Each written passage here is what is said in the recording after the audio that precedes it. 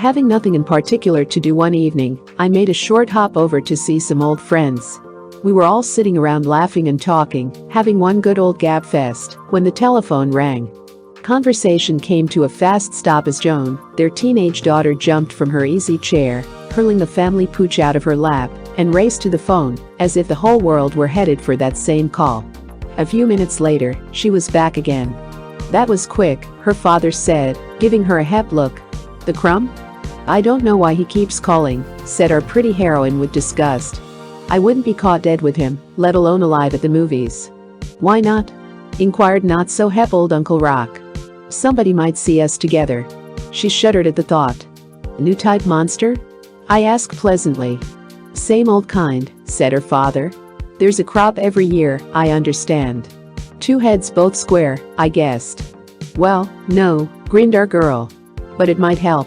At least, then he'd have a choice. It's just that he's so laughable. Gawky. All hands and feet. Jimmy's an awfully nice boy," the girl's mother said. "And he comes from a fine family.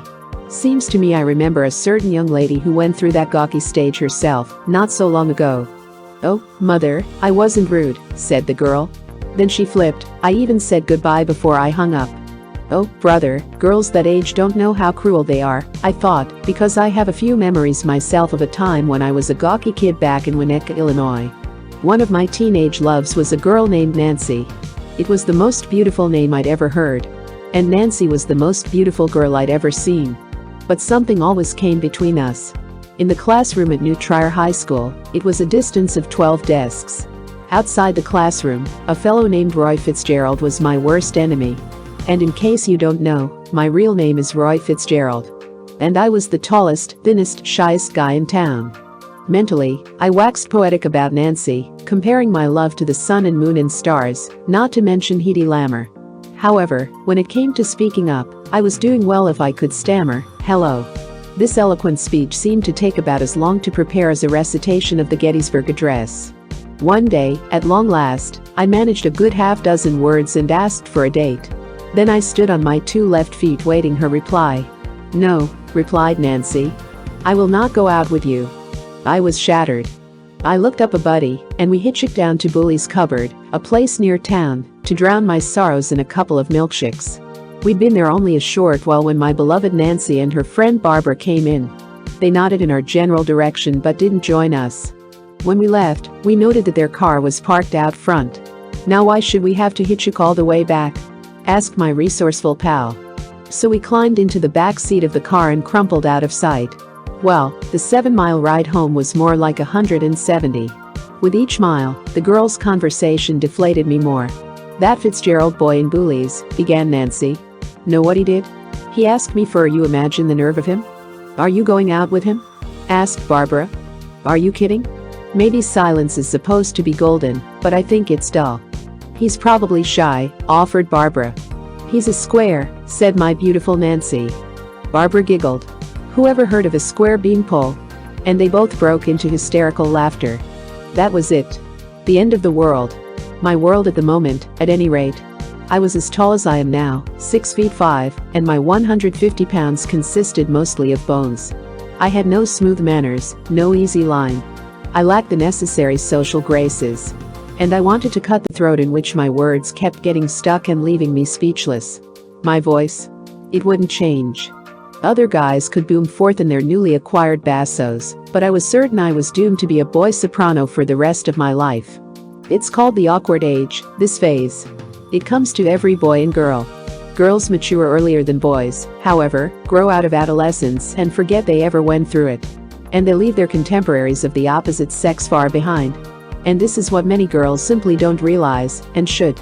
As far as a girl is concerned, references to that stage are usually accompanied by words of reassurance that someday soon she'll be a real beauty. She's given credit for at least one redeeming feature, be it sparkling eyes, beautiful hair or a brilliant mind. As far as a boy is concerned, the awkward age is awkward for everybody. Someone once told me the amusing saying of a parent, speaking of his growing son. "The only time he stands up straight is when he can't decide which way to lean," said the father in a rather pained voice. Teenagers don't intend to be cruel. They don't mean to be thoughtless. But in a teenage world, you either belong or you don't belong. Nothing's more important. And when you're an outsider, no one gives a great deal of thought to acknowledging the fact that you're alive. You simply don't exist. I remember one fellow in my class. He wore glasses and had braces on his teeth. These were temporary corrective measures. However, he could hardly go around shouting, "These won't be here forever." And let's face it, he looked like a square sort of square. He spoke to no one. Primarily, I now suspect, because nobody spoke to him. He wound up as an army pilot in the last war with glasses and braces a thing of the past. The girls considered him one of the most handsome fellows in his air group. He's in Panama today with his wife, who's a real beauty. You never know. Many times teenagers judge one another on appearances. Teenagers have to conform. And if they can't, it isn't always because they don't want to. I speak from experience. Levi's and sweatshirts were our class uniform. Came the time my mother bought me a new white shirt, slightly formal, mainly because it wasn't a sweatshirt. I wore it several times out of deference to her. Then one day I heard someone snicker. At me? You know, I never actually found out. I just heard the snicker coming from some place and became very sensitive about it. So when I got home, I took off the shirt. I'm not going to wear it again, I told mother. I can't. It looks awful. Later, the sleeveless sweater arrived. My grandmother had knitted it for me. The color was khaki, and any jerk in our class knew better than to wear anything but red sweaters with sleeves. My solution to this problem was to throw the sweater away and then go home and vow I'd lost it. And what about the guy who's neat in that blue suit, shirt and tie, when the rest of his class is wearing Levi's? But how do you know that it's not his family's idea? He may rebel, but it doesn't do much good. His folks are insisting that he become an individual long before he's ready, and before his classmates will accept individuality. And that, my friends, is murder. The awkward age is a time when a guy can't seem to do anything right. And he's clumsy when he tries. With his appearance against him, he winds up with a large type complex. He means well. And an understanding family can help immeasurably. My mother is a jovial lady, with a fine sense of humor. Remembering the times I used to put my best foot forward and fall over it, I can laugh and she can have hysterics. But if she'd cracked a smile the times it happened, I'd have curled up and died inside. We lived in an apartment. Once, when she was away, I decided to surprise her and paint the bathroom. It was a small room, and to brighten it, I selected a loud blue enamel. The stuff got all over the bathtub and the lavatory and mirror, and dried before I thought to wipe it off. Mother came home and took a look at the room. "It's beautiful," she said. I was so proud of my handiwork I never noticed that only a short space of time elapsed before she completely papered the room. I had a lot of good intentions that went haywire. Like the time she was in bed with a strep throat. I assumed that orange juice would help, so I went out and came back with oranges. Around 10 dozen, I'd say. I squeezed every last one of them. We had orange juice in every pot, pan, kettle and pitcher in the house. There was, I recall, nothing left to cook in. But mother took it very well. Understanding can do wonders for good intentions gone wrong. It can do wonders, period. Winnetka, Illinois, was a wealthy town. And the Fitzgeralds were somewhat less than wealthy. One of my chums, whose family was a prominent one, arranged for me to go to dancing class with him. Such activities are usually viewed with horror by the participants, but this was considered fun by everyone concerned because Miss Pratt, the teacher, was a genuinely nice woman. She used to ask me to help whenever she was illustrating a new step. She was tall and I thought she preferred me as a partner because I was the tallest guy in the class. Now I realize she must have sensed my terrible lack of assurance and wanted to help me. Gradually, I began to acquire some social poise. My height wasn't so disgraceful after all. Miss Pratt let me attend the classes for free for the next 3 years, letting me feel that I was contributing to the lessons. It's only recently that I realize how kind she was. I really needed help. I can't blame girls for not stopping to understand what agonies their male contemporaries are suffering. And, as a kid, I didn't help the girls either. It rarely occurred to me to tell a girl how nice she looked. And when it did occur to me, I couldn't put the sentence together.